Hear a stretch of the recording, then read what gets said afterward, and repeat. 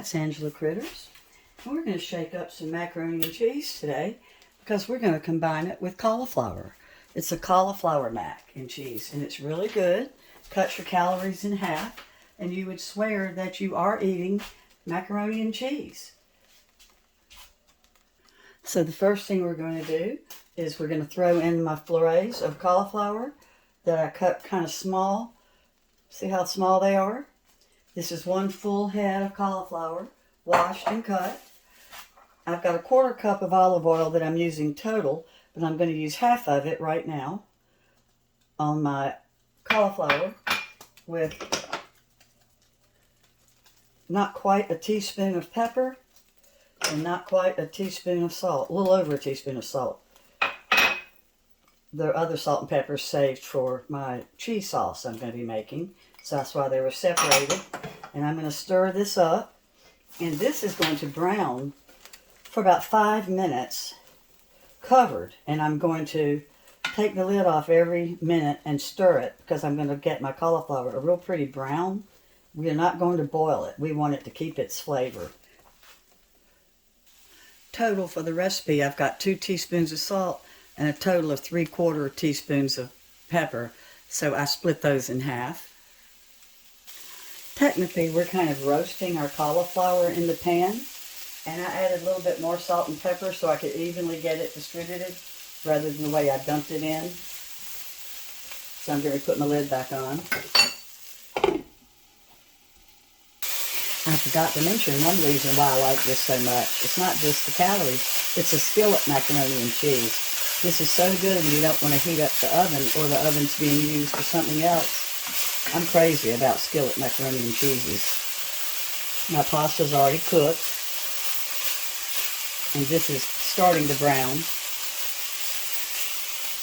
The first time I tried a combination of cauliflower and macaroni for a pasta casserole, it wasn't very good because they had me boil the cauliflower with the pasta and it was mushy and gooey. And then I found out if I roast it first, the cauliflower maintains its integrity. Keeps its flavor, keeps its crispness. Even when it's cooked, you can still tell you've got some cauliflower. So it's just about all browned now. And I'm going to add my 2 teaspoons of water. And then I'm going to partially cover it. I'm going to have my lid kind of cracked.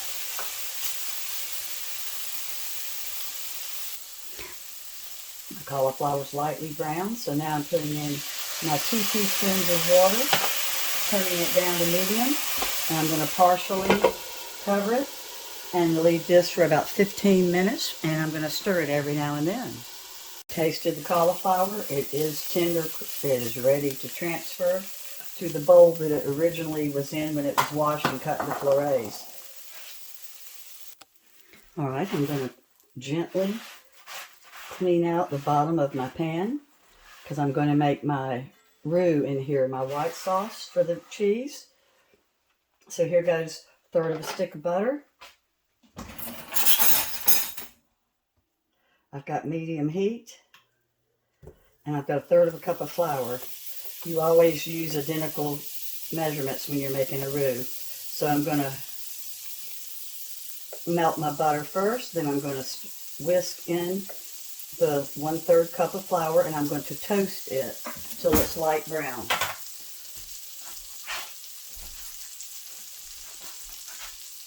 I just turned my broiler on as well because we're going to have a little tiny breading, a little bit of breadcrumbs, some grated onion, and olive oil that's going to go on top and broil.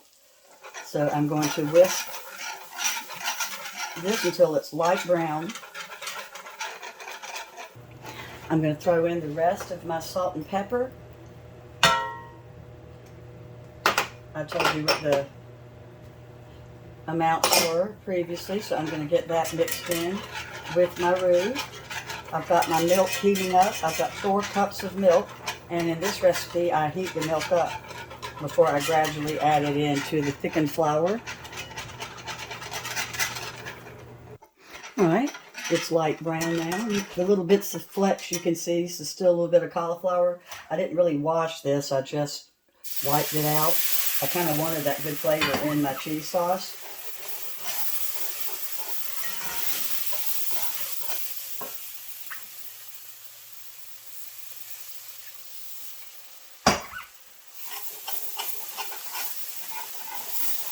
Turn this down a little bit.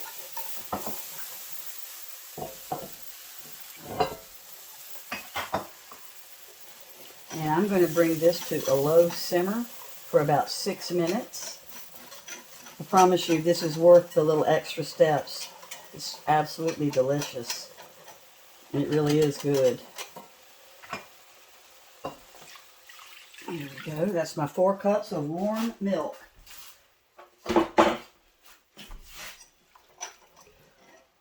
And this will be whisking together for about 6 minutes now that it's all in there. Now that my milk is thickened up with the flour and it's come to a little simmer, I'm going to start putting in my cheese. And I've got 2 cups of white cheddar. And you can use Gouda or a Swiss too, but I only had cheddar, and so that's what we're going to use. So I'm using 2 cups of the light cheddar in the sauce now, and then I'm going to put the remaining almost 2 cups on top with my breading. I might throw a little bit in for color. Hold on. Makes a real good cheese sauce.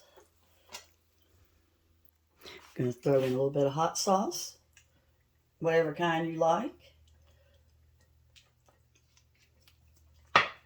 And then working kind of carefully, I'm going to throw in some batches of macaroni, alternating macaroni. And then I'm going to alternate cauliflower till I've got it all stirred in. I'm putting in a little dash of cayenne because we like it hot. All right, so I've got a little bit more cheese spread out. Now the last step, the final step for this delicious cauliflower bake is going to be, we're going to add some onion, grated onion, to some breadcrumbs. Panko Japanese breadcrumbs are better, but you use what you have, and I don't have any. So I'm just using my Italian breadcrumbs. So I'm going to add a little bit of oil that I had reserved. And we're just going to make this little mixture, and I'm going to spread it across the top. My broiler's already on. My hands are clean. I'm sprinkling my combination of the oils with my breadcrumbs and the onion. And I'm going to broil this anywhere from 1 to 3 minutes till the top bubbles, and it's ready to serve.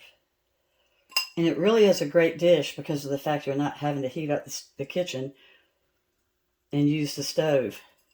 So it is going in.